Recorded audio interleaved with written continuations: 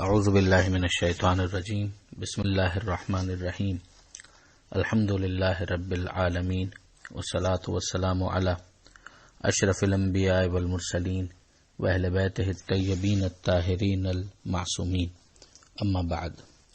سورہ مبارکہ آل عمران آیت نمبر 16 سے 22، 16 سے 22۔ بسم اللہ الرحمن الرحیم۔ الذين يقولون ربنا إننا آمنا فاغفر لنا ذنوبنا وقنا عذاب النار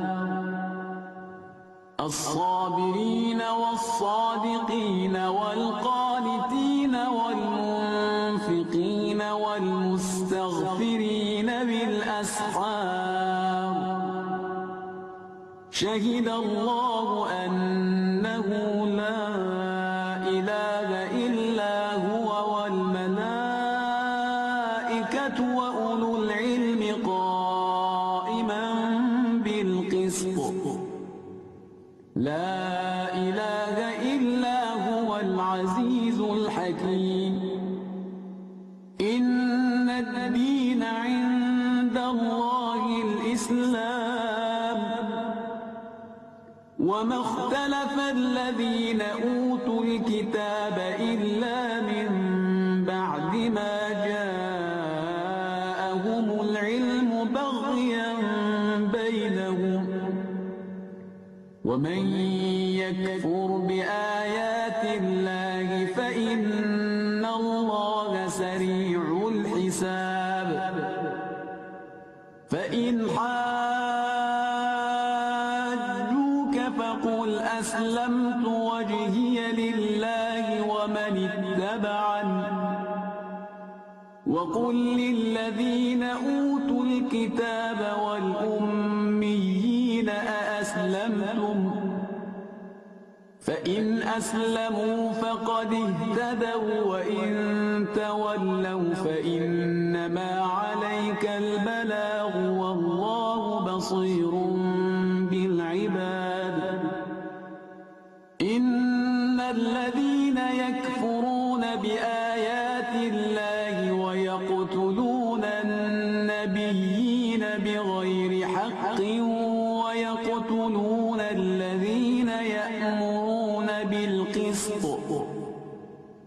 ويقتلون الذين يأمرون بالقسط من الناس فبشرهم بعذاب أليم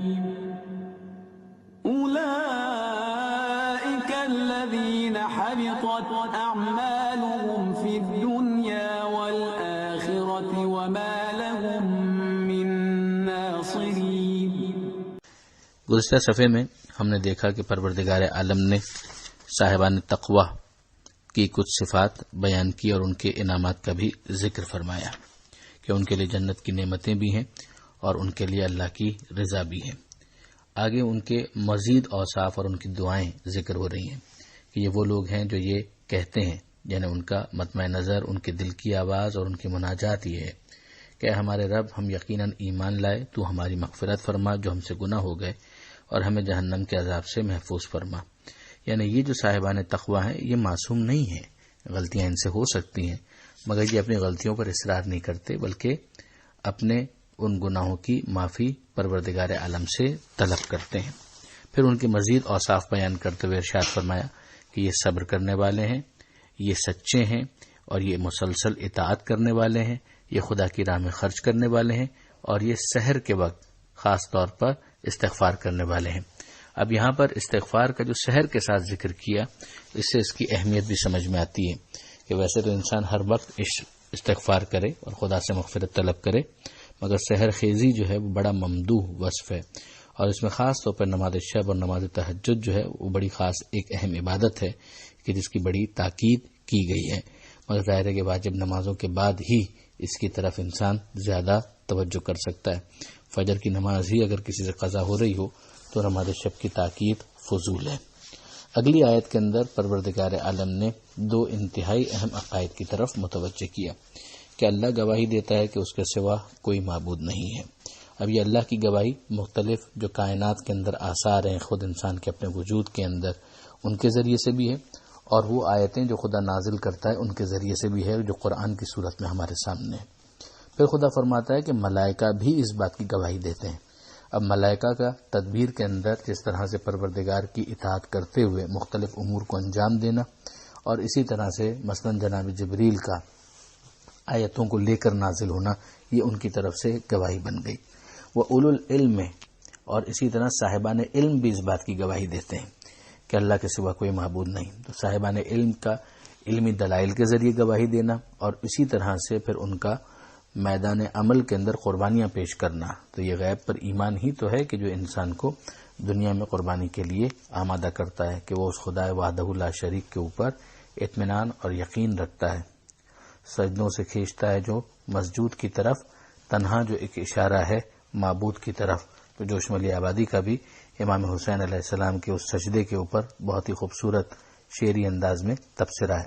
تو یہ ایک عقیدہ تو ہو گیا کہ اللہ کی توحید، اللہ کی گواہی بھی اس پر، ملائکہ کی بھی اور صاحبان علم کی بھی۔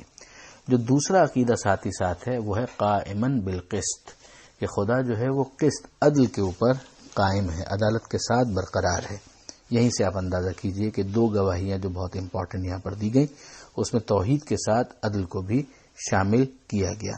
عدل کے لیے جو دوسرا لفظ اور جو زیادہ قوت کے ساتھ ہے وہ قسط کا ہے، جو قرآن مجید کے اندر استعمال ہوا ہے۔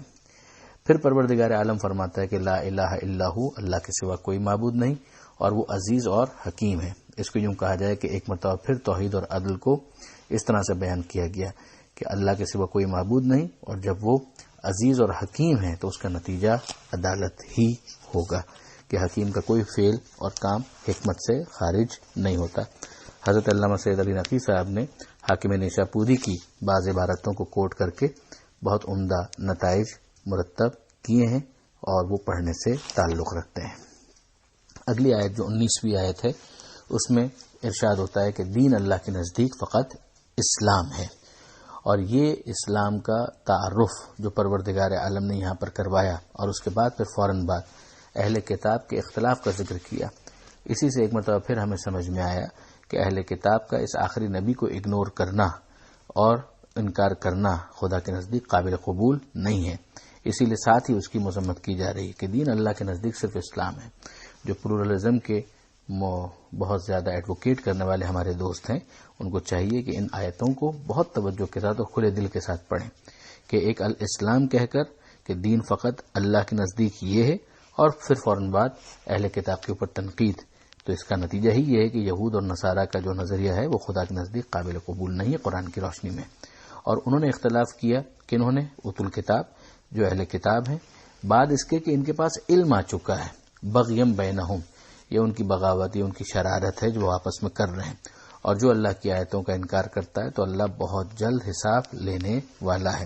اب اس کے بعد مزید پیغمبر اکرم سے کہا جا رہا ہے کہ اے حبیب، ابھی بھی یہ اگر آپ سے کٹ حجتی کریں تو آپ ان سے کہیے کہ میں تو سر تسلیم خم کر چکا ہوں، اپنے آپ کو پوری طرح سرنڈر کر چکا ہوں، میں تو سبمٹ کر چکا ہوں اللہ کی بارگاہ میں، اور جو میرے اتباع کرنے والے ہیں وہ بھی، یعنی ان کو بھی لیٹر اور اسپرٹ کے اندر عملی طور پر بھی اور دل سے خدا کی بارگاہ میں سرنڈر کرنا ہے۔ خدا کو مانو، اور جس جس کو وہ منواتا جائے اس کو مانتے جاؤ۔ خدا کے نبی کو مانو، اور نبی خدا کے حکم سے جس کو ولی مقرر کرے، مولا مقرر کرے، اس کو بھی مانتے چلے جاؤ۔ پھر اے حبیب کہہ دیجئے ان لوگوں سے کہ جن کو کتاب دی گئی، ان کو بھی اور امیین کو بھی، یعنی یہ امیین تو ان پڑھ ہو گئے، وہ کہ جو کتاب کے پڑھنے والے نہیں ہیں، یعنی اہل کتاب بھی اور مشرکین بھی۔ اسلم تم، کہ کیا تم اسلام قبول کرتے ہو؟ اگر یہ اسلام قبول کر لیں تو ہدایت پا گئے۔ یہاں پر اہل کتاب سے بھی یہی کہا گیا کہ اگر یہ اسلام قبول کر لیں تو ہدایت پا گئے۔ یہ پھر پلورلزم کی بھرپور رد ہے۔ وَإِن تَوَلَّوْا، اور اگر یہ منہ پھیر لیں تو آپ کا تو ذمہ یہ ہے کہ اے حبیب آپ بات کو صاف صاف پہنچا دیں، اور اللہ اپنے بندوں کو دیکھ رہا ہے، اور ان کے اعمال کو بھی، ظاہر ہے کہ ان کو بھی دیکھ رہا ہے، ان کے اعمال کو بھی دیکھ رہا ہے، جو وہ سوچ رہے ہیں ان کو بھی جانتا ہے۔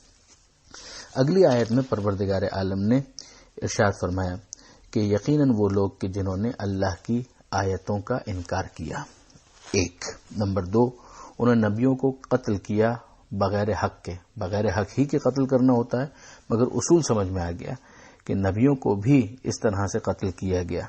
نبیوں کے علاوہ بھی کسی کو اگر بغیر حق قتل کیا گیا تو اس کا معاملہ بھی یہی ہوگا. اور ان لوگوں کو قتل کیا کہ جو عدل کا پرچار کرنے والے ہیں، عدل کا حکم دینے والے ہیں، عدل کی ہدایت کرنے والے ہیں، ان سب کو خوشخبری سنا دیجیے دردناک عذاب کی. یہ جو دردناک عذاب کی خوشخبری ہے یہ ظاہر ہے کہ طنز ہے. اب آپ اس کے اندر دیکھیے تو اس ایک آیت کے اندر کتنی جامعیت ہے. وہ کہ جو اللہ کی آیتوں کا انکار کرتے ہیں، یہ توحید کا انکار ہو گیا. جو نبیوں کو قتل کرتے ہیں یہ نبوت کا عملی انکار ہو گیا. جو ان لوگوں کو قتل کرتے ہیں جو عدل کا پرچار کرنے والے ہیں، عدل کا حکم دینے والے ہیں، اس کے اندر ائمہ اور اہل بیت وہ خاص طور پر شامل ہو گئے. خاص طور پر اگر آپ دیکھیں کہ امام حسین علیہ السلام جب نکلے تھے تو انہوں نے یہی کہا تھا کہ اريد ان آمر بالمعروف وانہی عن المنکر، کہ میں امر بالمعروف اور نہی عن المنکر کرنے جا رہا ہوں، جس کا اعلیٰ ترین مصداق خود عدل و انصاف کا پرچار ہے. تو اب ان کو دردناک عذاب کی بشارت دے دیجئے. یہ قیامت کا ذکر آ گیا. اور پھر اگر ہم یہ سوال کریں کہ یہ سب کیوں ہوگا تو اس کا جواب عدالت ہے. تو اس ایک آیت کے اندر پروردگار عالم نے بنیادی عقائد کو واضح طور پر بیان فرمایا. آگے پروردگار فرماتا ہے کہ یہ وہ لوگ ہیں کہ جن کے جو اعمال ہیں وہ حبط کر دیے جائیں گے دنیا میں بھی اور آخرت میں بھی، اور ان کا کوئی مددگار نہیں ہوگا. حبط کا مطلب ہی یہ ہے کہ اس کو نل اینڈ وائڈ ڈکلیئر کر دینا، اس کو انویلڈ ڈکلیئر کر دینا. یعنی کہ اس طرح سے سرکشی کرنے والے جن کا ذکر ابھی ہوا، تو اگر ان کے کچھ اچھے عمل تھے بھی تو پھر ان سب کو حبط کر دیا جائے گا، ان کی کوئی حیثیت نہیں ہوگی. نہ دنیا میں انہیں اس کی برکت حاصل ہوگی، نہ آخرت میں کوئی ثواب حاصل ہوگا، اور نہ ہی ان کا کوئی مددگار ہوگا. اب اس کے بعد اگر آپ دیکھیں تو علامہ شہید علی نقوی صاحب کا تبصرہ اسی پر ہم ختم کرتے ہیں کہ قرآن کے اس اعلان کو پیش نظر رکھا جائے تو یزید اور ابن زیاد وغیرہ کے لیے بربنائے نام اسلام جو ایک مزعومہ ہے، جو مغفرت کے پہلو تلاش کیے جاتے ہیں، ان میں قرآن کے اس اعلان کے بعد کوئی گنجائش محسوس نہ ہو.